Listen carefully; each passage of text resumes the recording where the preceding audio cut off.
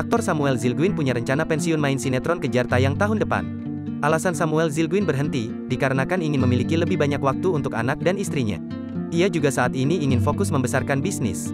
Bahkan, diakui Samuel Zilguin, keinginannya vakum atau berhenti dari syuting stripping, sudah ditargetkan sejak dirinya berkarir di panggung hiburan.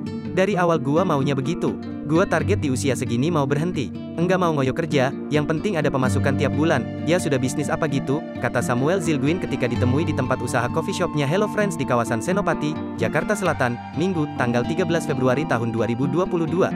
Dari jauh sebelum menikah udah mikirin ini, sambungnya. Bagi pria berusia 33 tahun tersebut, jika masih intens syuting stripping, ia kehilangan banyak waktu sama keluarganya sendiri. Keluarga sih nomor satu, punya anak memang misalkan gak bisa 24 jam sama dia, ucapnya. Cuma kalau enggak syuting waktu bertambah sama anak dari main sampai dia mau tidur. Kalau gua syuting gak bisa, karena pulang pagi atau malam, sambungnya. Menurut pria yang akrab disapamu itu, jika ia terus memikirkan karirnya, tentu ia akan kehilangan waktu bersama keluarga dan momen emas tumbuh kembang anaknya. Balik lagi prioritasnya apa? Dulu masih bujang syuting aja terus. Sekarang udah nikah keluarga nomor satu, ungkap suami Franda.